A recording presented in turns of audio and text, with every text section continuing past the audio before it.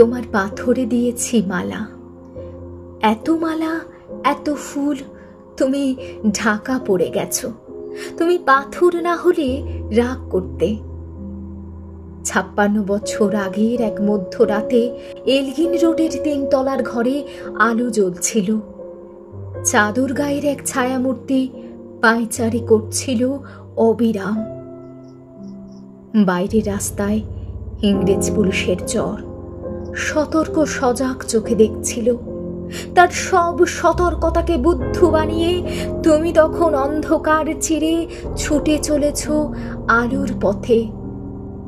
দেশের মানুষ কাকপক্ষী কেউ টের পায়নি।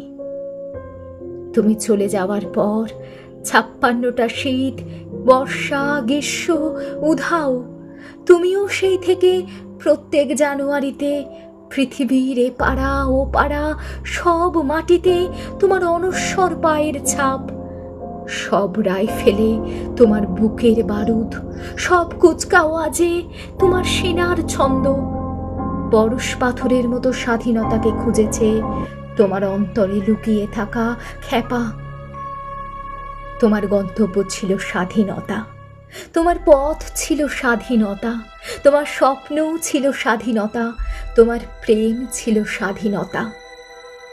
তুমি রক্ত চেয়েছিলে স্বাধীনতার জন্য, তুমি তাই পাথর।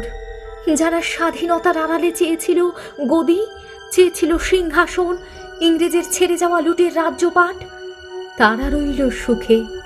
ভারতবর্ষের টাকাই তাদের সুখ, তোমার নয়। ভারতবর্ষের অফিসে আদালতে তাদের ছবি, তোমার নয়। ভারতবর্ষের সংবিধানে তাদের সই সাবুত, তোমার নয়। ইংরেজ গরিব মানুষকে পায়ের নিচে রাখত, আমরা বড় লোকদের মাথায় করে রেখেছি। স্মাগলাররা কিংবা ডাকাতকে জোর হাতে সভাপতির আসনে আহ্বান করেছি।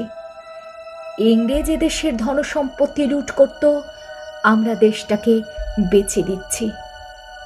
ইংরেজ দিয়েছে চাবুক, লাঠি, গুলি, আমরা দিয়েছি মস্তান, মাফিয়া, নেতা আর বুলি। ইংরেজ দিয়েছে কালাপানি, সেলুলার জেল, আমরা দিয়েছি টিভিতে সুপারহিট মোকাবিলা আর আইনসভায় আয়ারাম গয়ারামের খেল।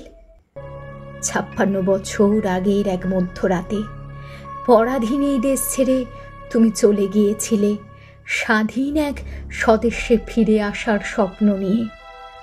তুমি ফিরে আসনি, স্বাধীনতা এসেছে, তার কাঁধে ঝুলি ভরে নিয়ে এসেছে ভোট নামক রাজস্ব যোগ্য, গণতন্ত্র নামক চিরায়ত মাৎসন্যায়, প্রগতি নামক লোক ঠকানো স্ট্যাটিস্টিক্স, সংহতি নামক বিস্ফোরণে চুরমার, ঐতিহ্য নামক মন্দির মসজিদের ঝগড়া, আর আসমুদ্র হিমাচল ভরিয়ে দেওয়া ভাষণ, ভাষণ আর ভাষণ।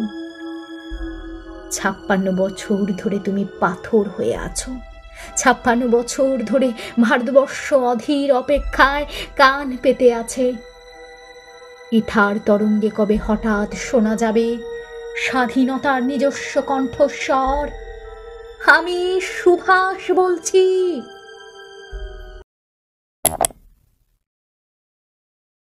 আমার বলা কবিতাগুলো ভালো লাগলে অবশ্যই লাইক, কমেন্ট, শেয়ার এবং সাবস্ক্রাইব করে দেবেন। এবং আরও নতুন নতুন কবিতা শোনার জন্য অবশ্যই কাবেরী কথা চ্যানেলটিকে ফলো করবেন। এবং এখনও পর্যন্ত যারা কাবেরী কথা চ্যানেলের সঙ্গে যুক্ত হয়েছেন তাদের সকলকেই অসংখ্য ধন্যবাদ জানাই। আপনাদের সকলের ভালোবাসা, সহযোগিতা এবং উৎসাহে আগামী দিনে আরও এগিয়ে যাওয়ার অনুপ্রেরণা পাব। ধন্যবাদ।